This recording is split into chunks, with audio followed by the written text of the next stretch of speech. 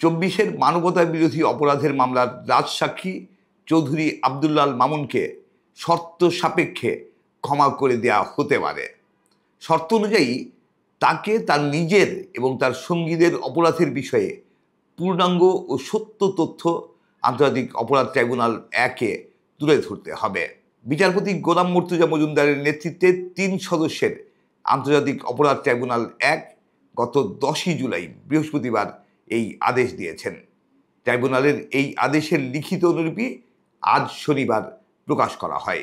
Tribunal একই সাথে নিরাপত্তার দিকটি বিবেচনা করে কারাগারে চৌধুরী আব্দুল্লাল মামুনকে অন্য আসামিদের চাইতে আলাদা রাখার আদেশ দিয়েছেন।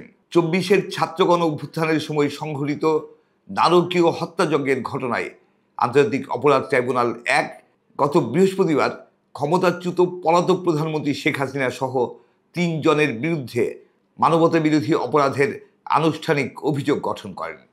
এই মামলায় বাকি 2 আসামি হলেন শেখ হাসিনার আমলের স্বরাষ্ট্রমন্ত্রী আসাদুজ্জামান খান কামাল এবং সেই সময়ের পুলিশ প্রধান বা inspector general of police Chowdhury Abdullah Al Mamun. এর মধ্য দিয়ে ট্রাইব্যুনালে শেখ হাসিনার বিরুদ্ধে মানবতা বিরোধী অপরাধের প্রথম মামলার আনুষ্ঠানিক বিচার কার্যক্রম শুরু হয়।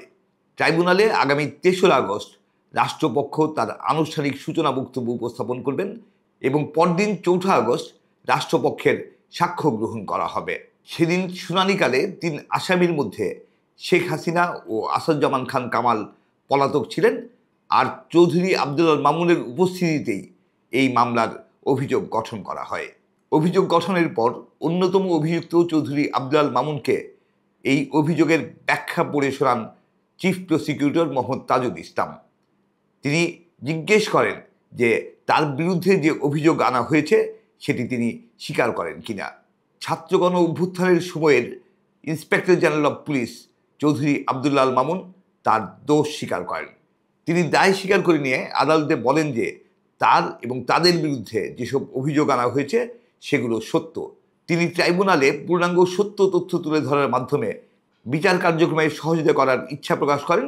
তার আইনজীবী চৌধুরী আব্দুল্লাল মামুনকে ক্ষমা করে দেওয়ার জন্য আবেদন জানান এবং একই সাথে রাজসাক্ষী হিসেবে তাকে গ্রহণ করার জন্য আবেদন করেন। চিফ প্রসিকিউটর এই আবেদনের সম্মতি জানালে ট্রাইব্যুনাল আবেদন মঞ্জুর করেন।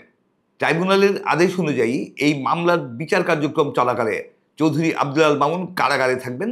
ট্রাইব্যুনাল তাকে সুবিধাজনক সময়ে বিচারের সাক্ষী হিসেবে জিজ্ঞাসাবাদের জন্য ডাকবে। রাজসাক্ষী হয় বিচার কার্যক্রমের সময়ে তিনি যদি সত্য ও পূর্ণাঙ্গ তথ্য উপস্থাপন করেন তাহলে ট্রাইব্যুনাল তাকে ক্ষমা করে দেওয়ার বিষয়টি বিবেচনা করবে বলেও আদেশে উল্লেখ করা হয়েছে। এই মামলায় শেখ হাসিনা সহ 3 আসামির বিরুদ্ধে 5টি অভিযোগ উত্থাপন করেছেন চিফ প্রসিকিউটর মোহাম্মদ তাজুল ইসলাম।